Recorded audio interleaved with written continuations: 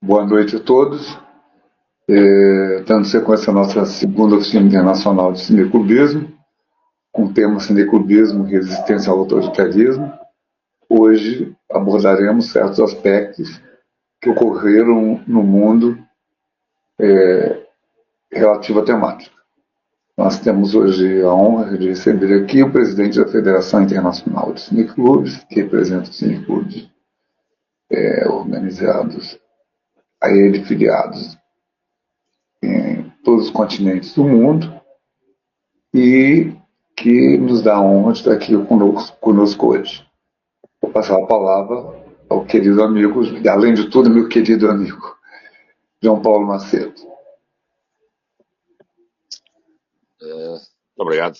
Claudino. Muito obrigado a todos por nos seguirem. Uma boa noite. Eu acho que a história do cineclubismo, em geral, está muito ligada à própria Federação Internacional, está muito ligada a momentos de resistência e a momentos de luta pelas liberdades, seja as liberdades individuais, seja as liberdades coletivas, nomeadamente a liberdade de poder se organizar e no fundo, se reunir de forma livre para ver e para discutir os filmes. E digo isto, por exemplo, porque a própria Federação Internacional de Cineclubes nasce em 1947, na sequência daquilo que foi um primeiro momento, um grande momento da resistência, quando o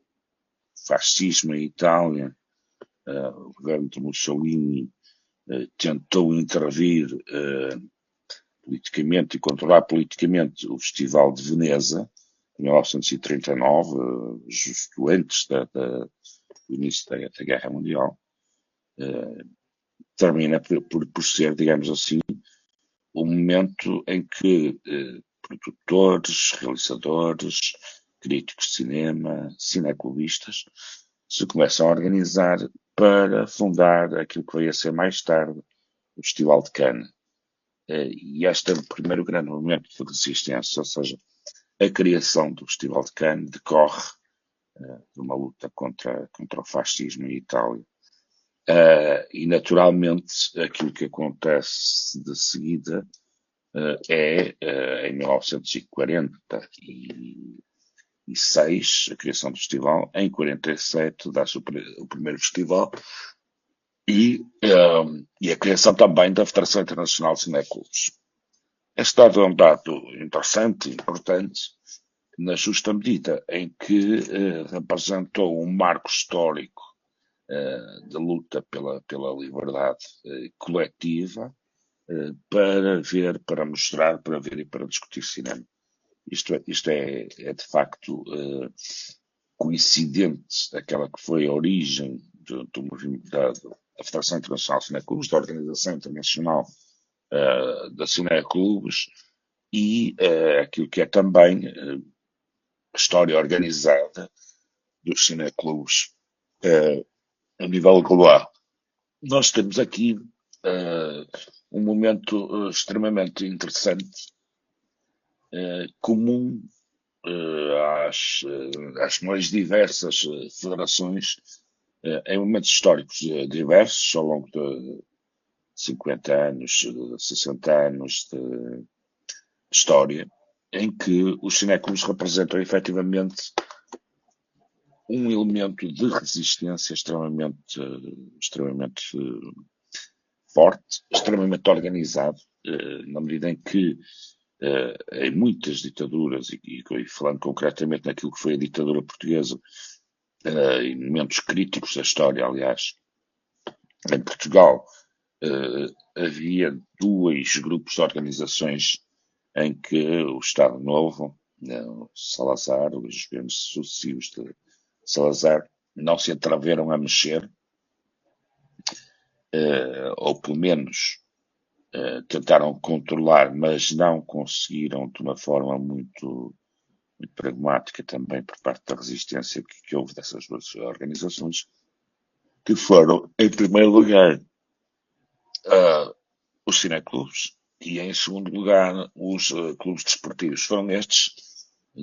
Eram estes dois momentos e duas organizações, dois tipos de organizações,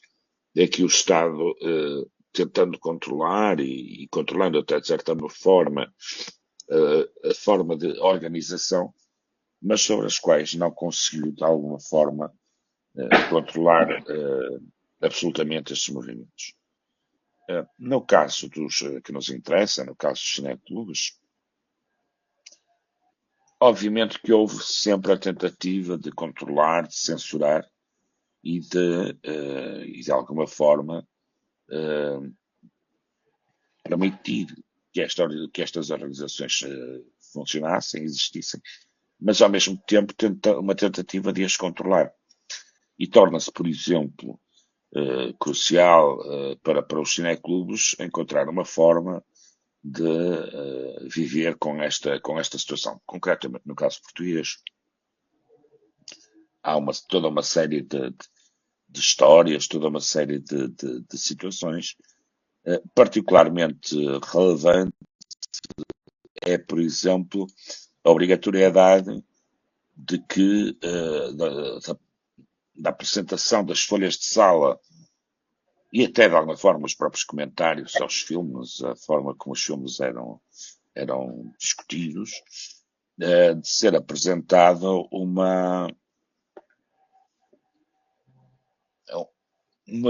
portanto, há censura de serem apresentados os documentos para, para, para que fossem aprovados pelas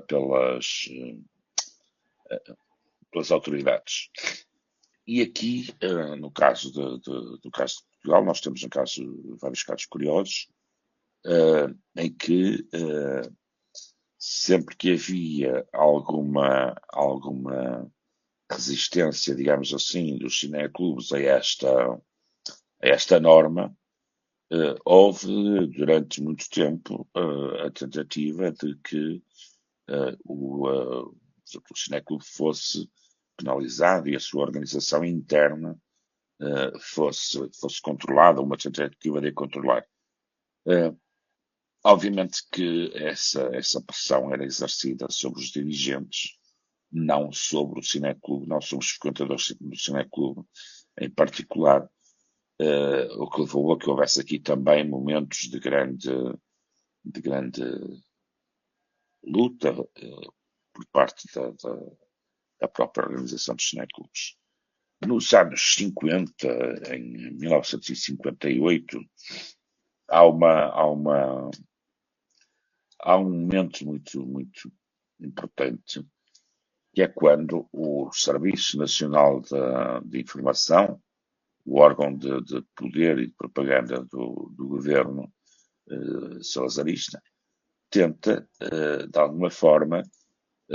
controlar os cineclubes e tenta controlá-lo de uma forma muito simples. Cria para todos os cineclubes um estatuto único, ou seja, interfere no direito básico de organização de uma associação, porque os cineclubes em Portugal sempre foram associações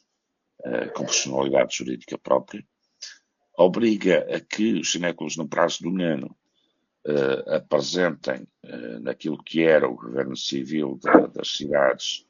o órgão de representação do governo central junto de cada um dos distritos, e que controlava a parte das associações, e ter que apresentar esses novos estatutos de acordo com o modelo previsto pela censura, pelo Serviço Nacional de Informação, e sujeitar às regras desse estatuto a organização dos cineclubes e das suas sessões e da sua forma de organização interna. E este momento é um momento chave em que alguns cineclubes pura e simplesmente se extinguem, porque a capacidade de intervenção dos governos civis em alguns pontos do país seria mais intensa. Naturalmente, as sociedades mais politizadas estariam nos meios urbanos,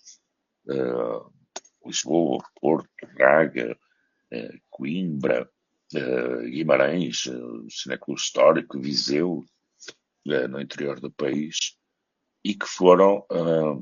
também sempre momentos em cada uma destas cidades, momentos em que, dependendo de quem estivesse à frente do governo civil, dependendo de quem estivesse à frente da secção local da polícia política, essa censura e esse controle do cineclube, sobre o cineclube era exercido de uma forma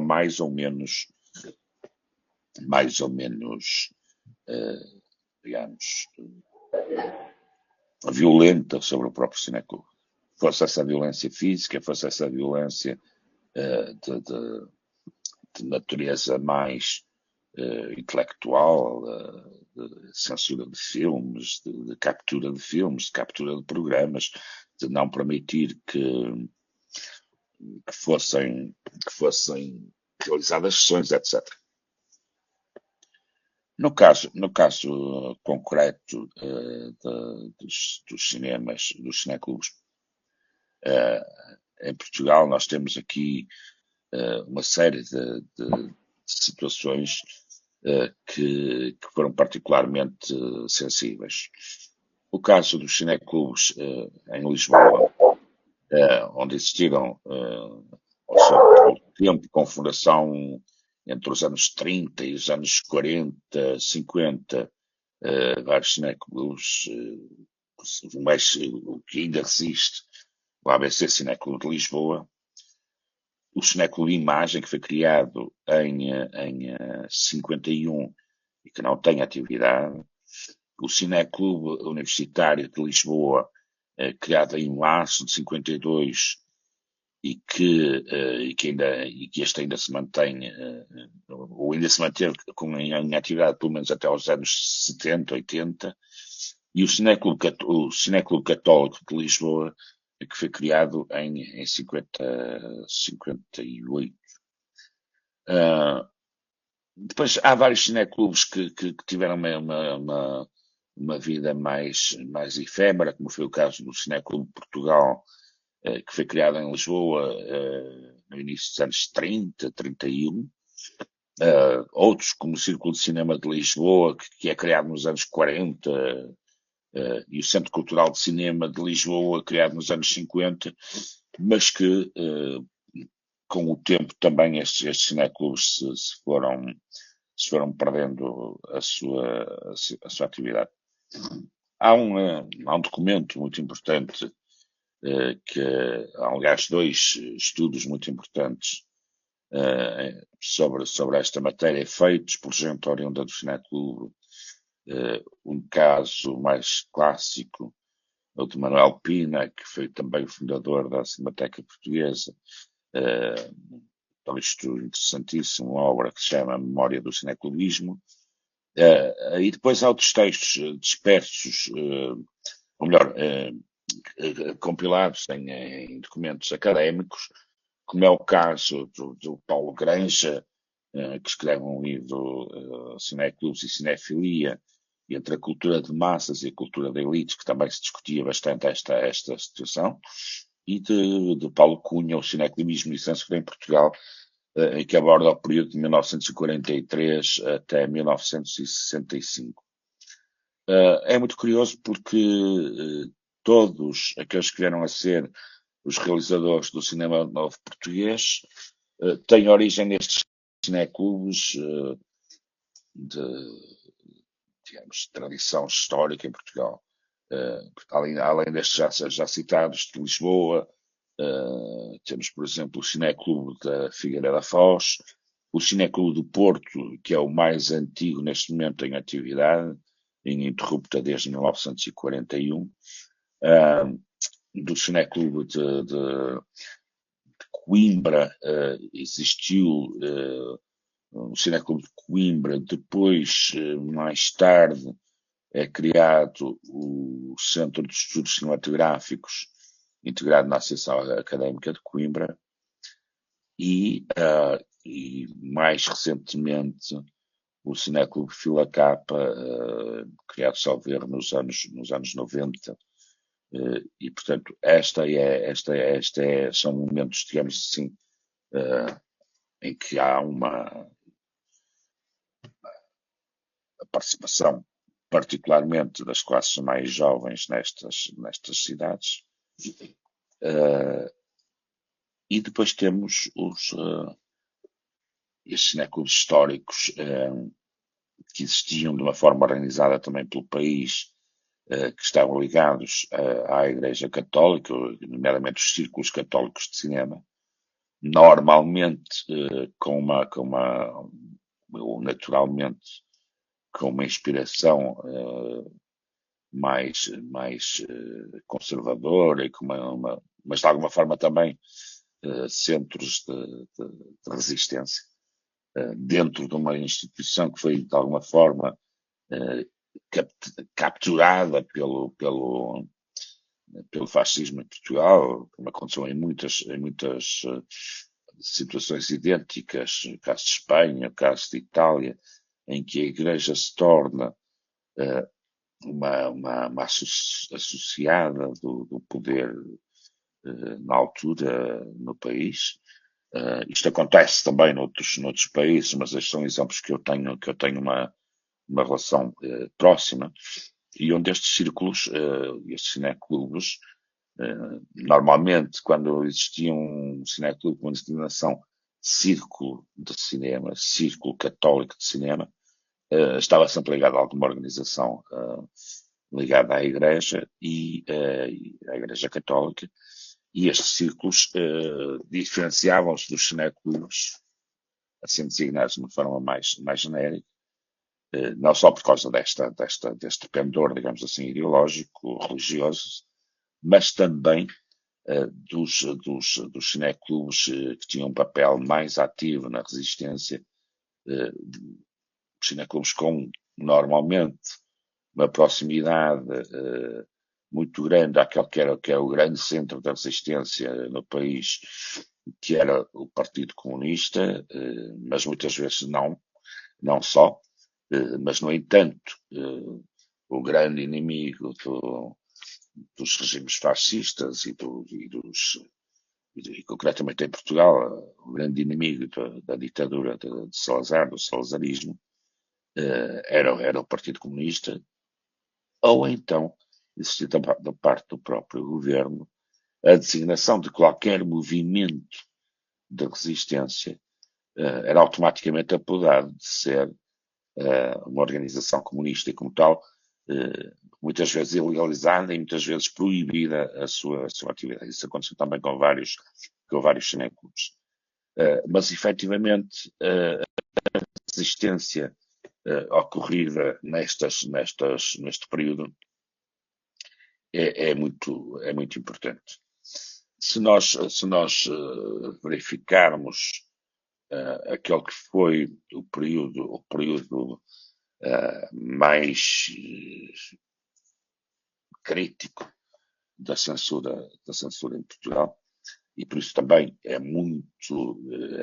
estudado academicamente este período, portanto, após a Segunda Guerra Mundial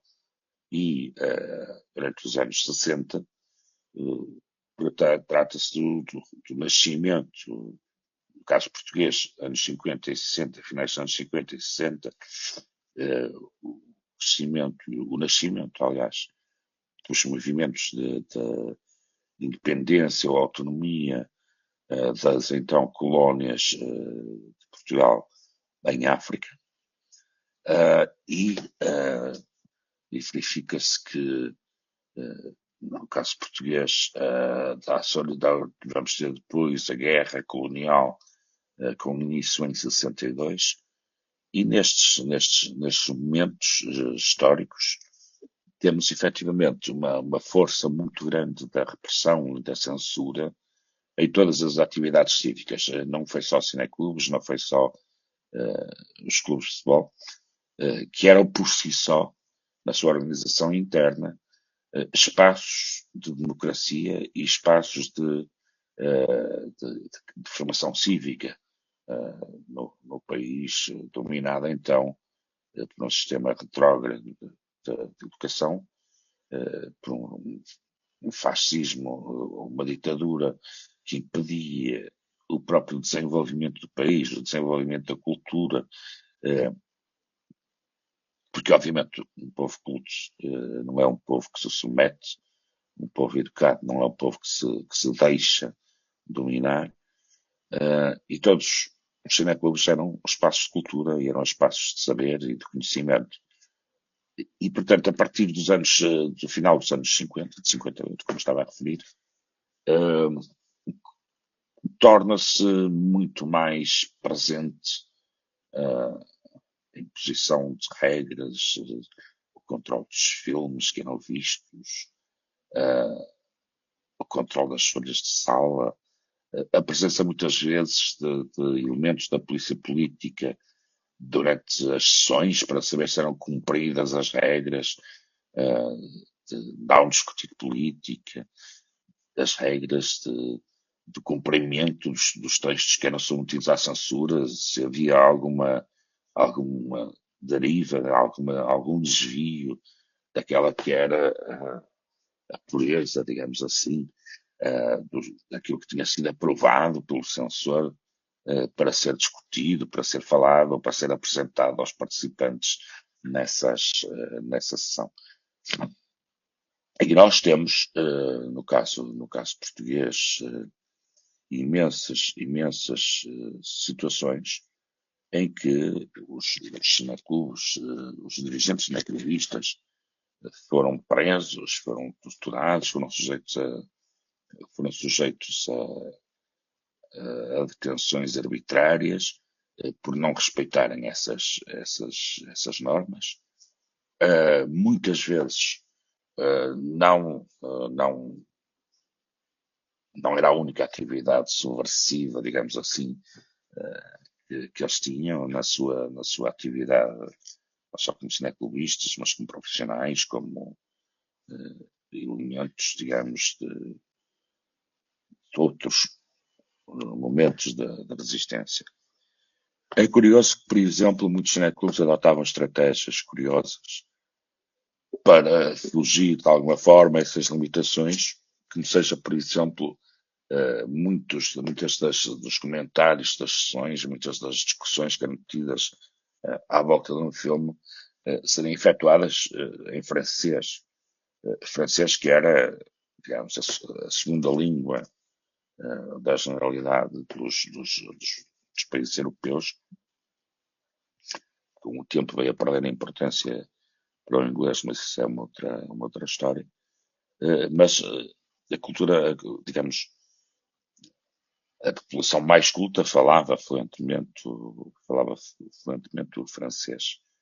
E muitas das discussões eram tidas em francês em alguns cineclubes. Tornava-se aqui um momento,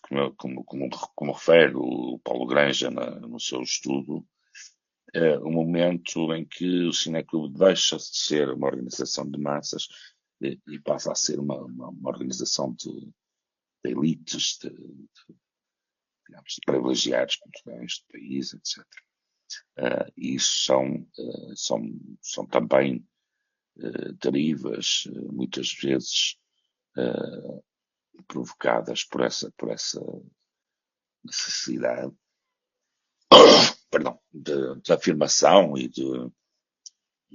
até da própria manifestação dessa elitismo da parte de alguns elementos dos cineclubes.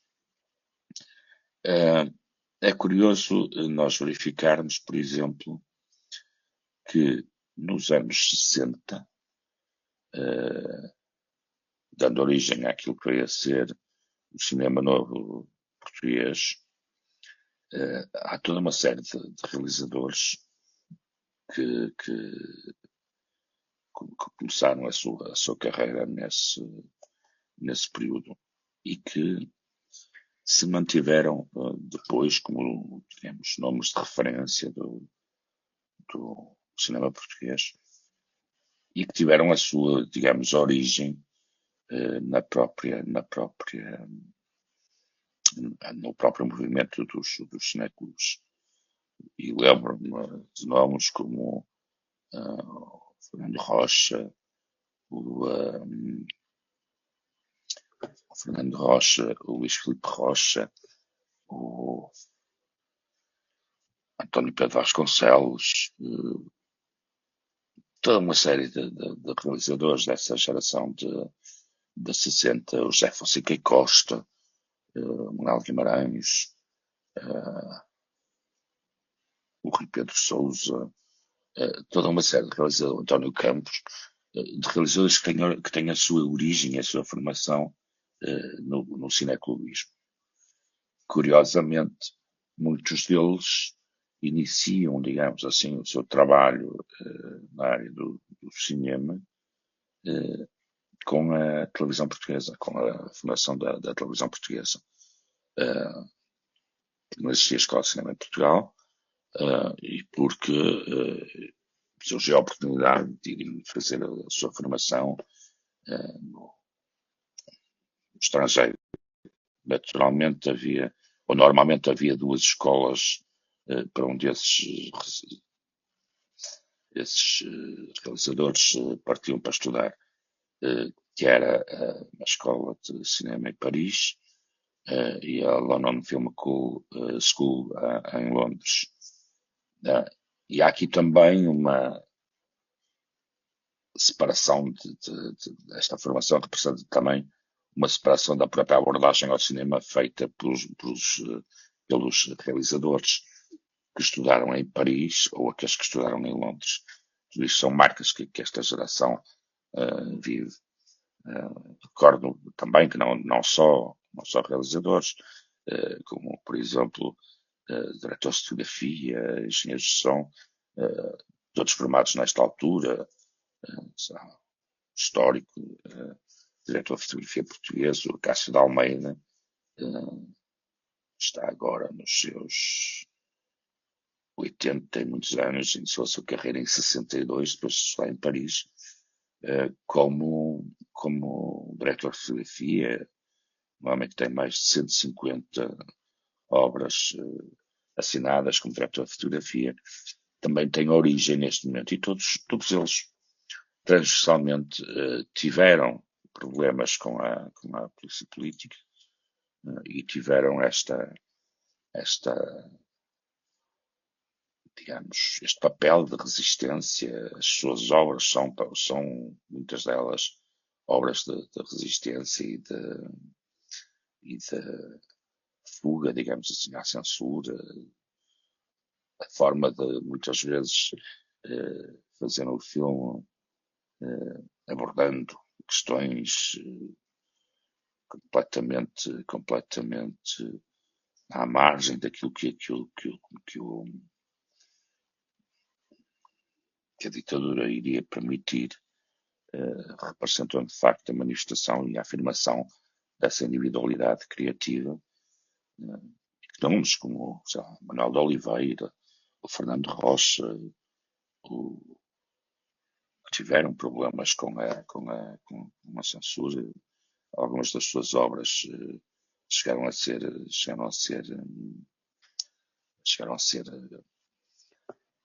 não só amputadas, mas em alguns casos até mesmo proibidas de serem exibidas durante a ditadura. Eu penso que globalmente estas histórias de resistência foram e de criação, digamos assim, de nascimento de cineastas a partir do momento de cinecluístas, foram transversais nos diferentes países europeus. Aconteceu isso em Itália, aconteceu isso em Espanha, em França, durante muitos dos movimentos, dos participantes dos movimentos da resistência, tinham a sua formação, digamos, cívica, social, também nos séculos. Se nós formos ver países em todos os países do leste europeu, onde a tradição cineclubista era muito forte, ainda hoje, em alguns desses países tem uma presença muito forte, estiveram normalmente associadas a movimentos de resistência e, noutros casos, em que, não existindo resistência, eram espaços de alguma forma atraentes por serem espaços de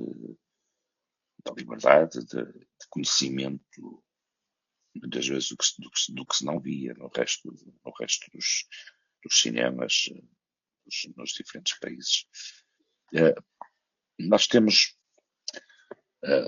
momentos em que o cinema também tem um papel de identidade, de defesa da identidade nacional e da sua forma de manifestação. No caso de Portugal é muito curioso porque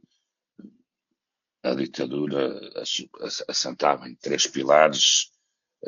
digamos, ideológicos, aliás, típicos de fascismo, que é o Deus, pátria e família. O discurso, infelizmente, ainda de memória muito curta no Brasil, durante o período do governo anterior, onde estas manifestações aparecem, digamos, também verbalizadas e também apresentadas à sociedade. É curioso que em Portugal os anos 60 são anos de grande imigração, de grande resistência à ditadura, precisamente porque coincidem com a guerra colonial. E não havia praticamente uma família em Portugal que não tivesse membros que foram forçados a ir cumprir o serviço militar em campanhas de guerra colonial. De notar que a guerra colonial começa em 62 e só vai terminar com o 25 de abril de 74. Portanto, é uma guerra duradoura, uma guerra brutal, absolutamente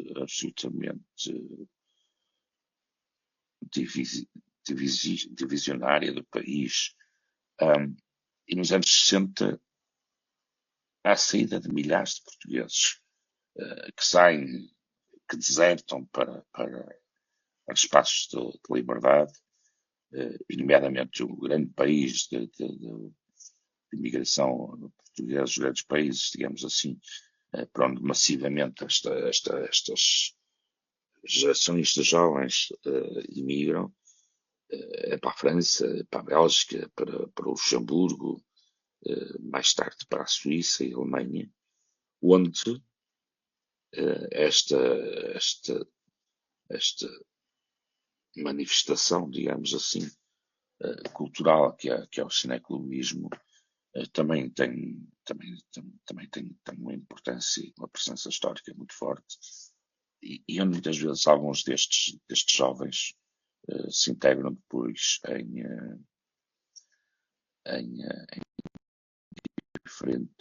diferentes cineclubes nesses países. E é curioso porque esta migração torna-se de uma fuga, de uma deserção da guerra, portanto, por motivos ideológicos, por motivos de paz, de dever de consciência. Acontece ao mesmo tempo em que existe uma imigração económica, sobretudo das zonas do interior do país. São estes momentos que se cruzam na parte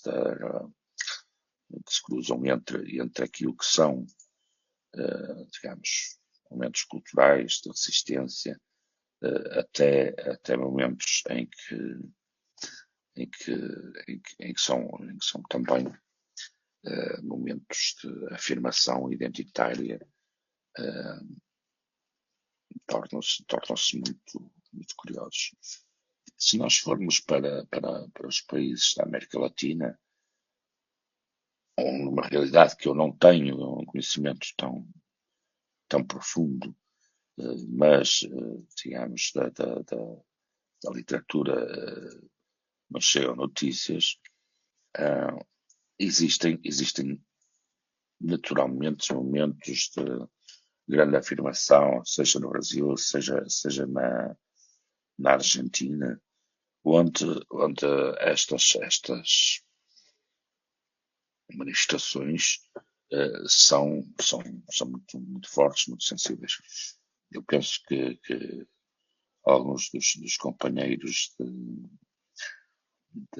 apresentação nesta oficina abordaram também esta questão, mas é importante recordar que este movimento de resistência, estes espaços de liberdade que ainda hoje são os cineclubes, partilham também esta marca de resistência às ditaduras e esta marca histórica de serem de alguma forma formadores e serem um espaço de cultura e de formação de novos cineastas. Eu não queria terminar esta abordagem, digamos, ainda que ligeira sobre este tema, que é de uma grande importância, sem evocar uma efeméride que nós estamos a celebrar em Portugal este ano. São precisamente os 50 anos da Revolução de Abril. A Revolução de Abril, 25 de Abril de 1974, marca uma viragem histórica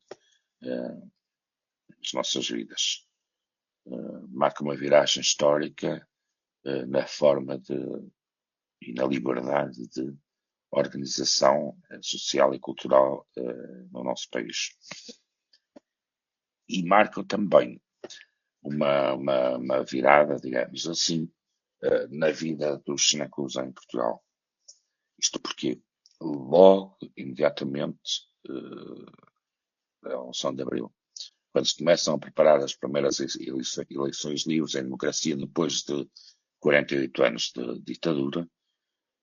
nós vemos uma debandada muito grande de dirigentes de cineclubes para as diferentes organizações políticas, sindicais, sociais no país. Isto porque, efetivamente, os cineclubistas eram pessoas com formação cívica e com hábitos de participação na vida em comum da nossa sociedade. E muitos cineclubes pagaram uma fatura alta pela liberdade, na justa medida em que perdem os seus principais animadores para os partidos políticos, normalmente para os partidos políticos de esquerda, para os sindicatos e para outras organizações de natureza política no país, participando na vida pública como deputados, como ministros, na Assembleia Constituinte, eleita em 1976, há um número ínfimo de deputados que têm o seu currículo a pertença e a participação na vida de cinéfilos. E estes 50 anos levam a que hoje vivemos em Portugal também uma evocação daquilo que foram os anos de criação, de realização dos cinéfilos e do cinema português pós-revolução. E esta marca é tão importante porque pela primeira vez em democracia muitos realizadores se veem afirmar como de facto criadores e desenvolvem a sua carreira a partir daí. Eu recordo grandes nomes, como por exemplo Manuel de Oliveira, que só a partir de 1978, com o filme do Francisco, começa efetivamente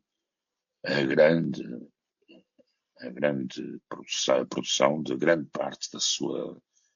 obra filmográfica. Penso que será uma trinta, em torno de 30 filmes que ele realiza a partir de 1978, 79.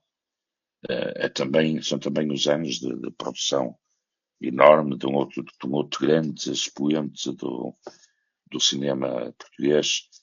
este com origem também no cinecluísmo, que foi, por exemplo, o João César Monteiro. E, portanto, há aqui esta transição e esta esperança sempre importante de que depois de momentos de luta, depois de momentos de quase tentativa de acabar com o movimento, termos os cinéfilos como espaços de liberdade, como espaços de afirmação e como espaços de cultura democrática e cívica em cada um dos nossos países. Obrigado, João Paulo, pela importante apresentação que você fez. Eu, claro, vi o Brasil todos os momentos, vivemos uma história muito próxima, muito similar. Né? Então, agradeço muito a sua participação, especial porque esse horário em Portugal são muitas horas além daqui, já madrugada cedo. E te espero para muitas outras. Obrigado, Paulino. É um prazer enorme, sempre. E disponível também. Grande abraço, amigo. Igualmente, um abraço.